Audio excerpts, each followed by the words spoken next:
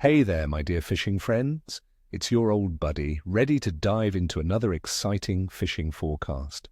Today, we're casting our eyes on New Zealand for the 3rd of January 2026.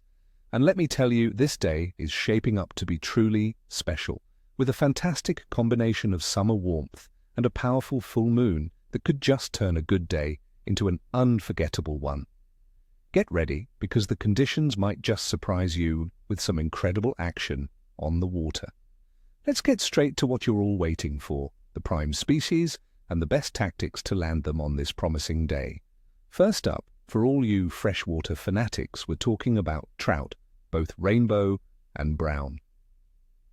January is peak summer in New Zealand, and that means rivers are running low and crystal clear. This makes the fish a bit warier, but also more predictable. You'll want to be searching for them in those classic summer spots, the heads of pools where fresh oxygen comes in, shady runs under overhanging branches, and any deeper pockets along river bends. On the lakes, look for structure and drop-offs. Given the clear water, a stealthy approach is key. My little trick: keep a low profile, make long casts, and avoid heavy footsteps on the bank. For gear, it's all about light, fly fishing setups. Think dry flies, my friends. Terrestrial patterns like cicadas, grasshoppers, or beetles will be deadly on the surface. If they're not looking up, switch to small, natural-looking nymphs presented with a subtle indicator. Now, for our saltwater warriors, snapper will be a top target. These prized fish are super active in the warm summer waters of the North Island. You'll find them in coastal areas, especially around reefs, pinnacles, and sandy patches adjacent to deeper water. Estuaries and harbour channels can also hold good numbers. Focus on the early mornings and late afternoons. For tackle, a medium-heavy spin rod or a soft bait setup is perfect. Soft plastics in natural baitfish colours or pilchard patterns worked slowly along the bottom can be incredibly effective. Another tried-and-true method is straylining with a fresh pilchard or a piece of squid. Let it drift naturally into the bite zone. Keep your drag set, because a big snapper hits hard, and we can't forget the mighty kingfish. These powerful fighters are in their prime during the big game season, which runs from December to June. You'll want to target them around rocky headlands, offshore islands, and areas where baitfish schools are congregating, particularly in the warmer northern waters. Look for diving birds, that's often a giveaway. Heavy-duty tackle is a must here. For lures, vertical jigs in natural or iridescent colors are fantastic.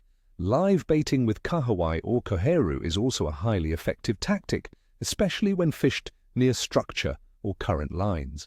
Be prepared for a serious battle, my friends. Kingfish will test your gear and your resolve. Let's break down the conditions for the 3rd of January 2026.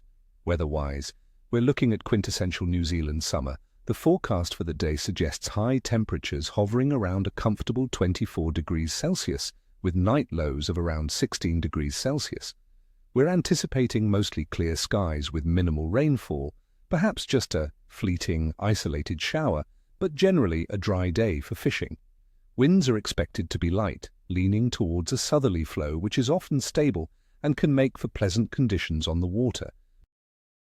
This stable, warm weather means active fish, but the bright sun and clear skies might also make them a bit shy, especially in shallow water. Water temperatures. Across New Zealand in January are prime. In the northern coastal waters, expect an average of 20 to 21 degrees Celsius. Even in cooler southern areas like Christchurch, the sea temperature averages around 16 degrees Celsius. These warm temperatures mean fish are actively feeding and metabolizing, making them more likely to strike. And now for the cosmic factor, the moon phase. The 3rd of January 2026 brings us a magnificent full moon. This is also known as the wolf moon. While some might say a full moon makes fish finicky due to increased nocturnal feeding, in my experience, a full moon means powerful tides and currents. Stronger tides stir up the bottom, bringing food into circulation and often triggering feeding frenzies, especially for saltwater species. So pay attention to the tide charts, my friends, and fish the peak of the tide change. Overall fish activity. In New Zealand, this time of year is generally very good. It's high summer and fish are in full feeding mode, building energy. Trout are surface-oriented and hungry after winter, while saltwater species like snapper and kingfish are actively hunting baitfish. The warm water, combined with the strong tidal influence of the full moon, sets the stage for a productive day. However, the clear water and potentially crowded holiday spots mean a careful, finessed approach will yield the best results. So my honest assessment for the 3rd of January 2026 in New Zealand, I'm calling for a you're good to excellent bite. The stable summer weather, warm water and the energizing pull of the full moon create fantastic conditions. While the clear waters might demand a bit more skill and stealth from us, the rewards could be spectacular. Get ready for some serious tugs on the line, my friends, because the fish are out there and they're hungry. All right, my fellow anglers, I wish you all bent rods and screaming reels. Go out there, enjoy the beautiful New Zealand summer, and fill those coolers responsibly. And remember the golden rule, tight lines and may your cooler be heavy. If you enjoyed this forecast, please hit that like button, subscribe to the channel for more tips and predictions, and ring that notification bell so you don't miss a single cast. I'd love to hear from you too. What are your plans for fishing this summer in New Zealand? What are your go-to lures or baits in January? Share your thoughts and experiences in the comments below. Until next time, stay safe out there and happy fishing.